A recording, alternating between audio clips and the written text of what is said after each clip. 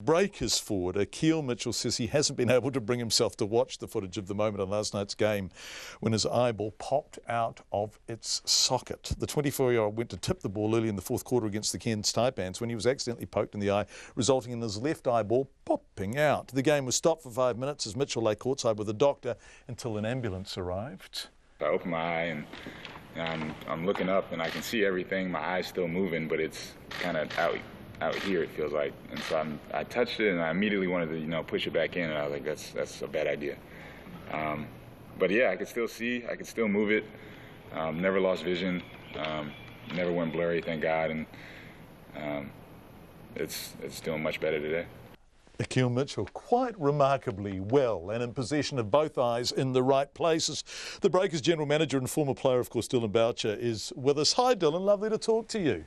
Yeah, evening, John. How you doing? Yeah, good. What was it like when that happened?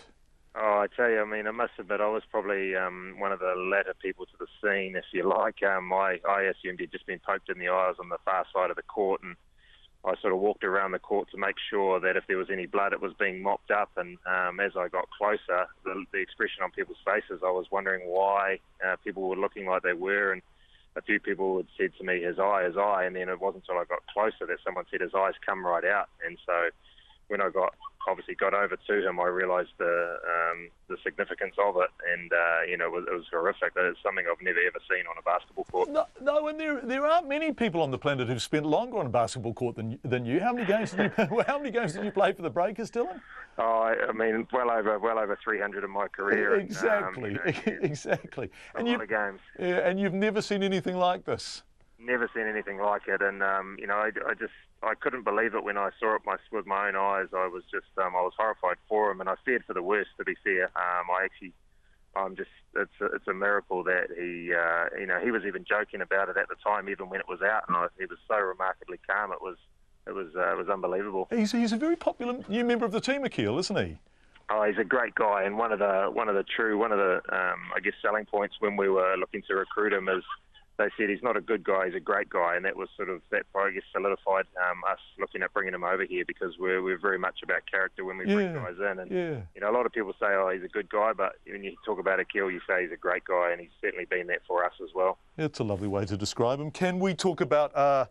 I know. He looked remarkably well. You wouldn't have known if you'd just seen him at that media conference this afternoon. Both eyes in place, working as they should, looking exactly normal. But I wonder, basketball is a contact sport, and there are a lot of hands flying everywhere all the time. Will he be a bit tentative about returning? Are you going to give him a break for a while? You kind of need him, don't you? Yeah, it's a hard one, and obviously he'll be gauging it. Obviously, we'll be following the specialists and what they have to say and when he should return. But again, it will be hard. It's like any injury. When a guy comes back from an injury, he's always going to be a little bit tentative. And will he need to wear goggles? These are all the things we're trying to find out right now from the specialist, because certainly I know even he's probably not going to want to wear goggles because he's going to catch a lot of flack from his teammates, but for the safety of his eye and probably for his own confidence, it's probably going to be good for him to have something protective over that eye. Yeah, I want to look forward to the rest of the season, because you've got 3 games before the playoffs, and you want to win them all, right? But Cam, just before we move on, can we talk about Dr. Michael Rosenfeld, who I think has been mentioned with glowing gratitude in dispatches? He was fantastic last night, and we actually had quite a few people step forward last night wanting to help. We had nurses in the crowd, we had ambulance officers in the crowd. Crystal Russell, who ran our game night last night, her husband Hayden is an ambulance officer, and he came in and helped Mike out. But Mike had everything in advance at the hospital ready to go. So by the time the ambulance got to the hospital, everything was in place. But he's not an eye man. He's a bones man, isn't he? Not at all. Yeah. He's our man on the ground. He's our doctor, game day doctor.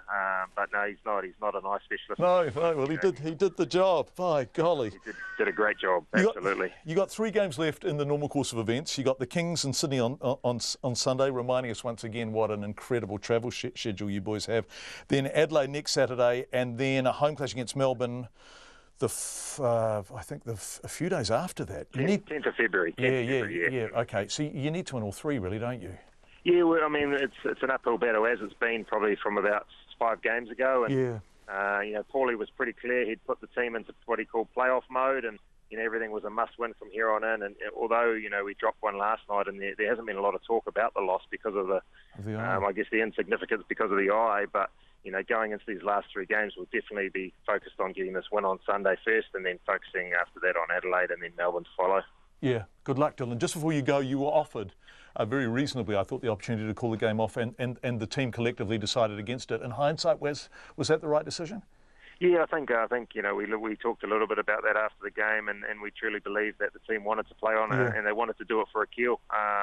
The fact of the matter is, when they did come back to play, they certainly weren't as focused as what they probably thought they would have been, and it obviously was detrimental to the outcome of the game. But I think if they given the opportunity again, I think they would still choose to continue playing the game. Thanks, Dillon. Good luck for the rest of the season, and we look forward to seeing you in the playoffs. Dillon Boucher, who is the Breakers team boss now, having played, as he said, over 300 games, some extraordinary career. That's the end of Checkpoint for tonight. Akil Mitchell's eye came out of his socket, but it was still attached by his optic nerve, and he was able to see all of this unfolding as it unfolded. And today he was sitting there with his eye back in its socket, business as normal. The human body is quite a remarkable thing.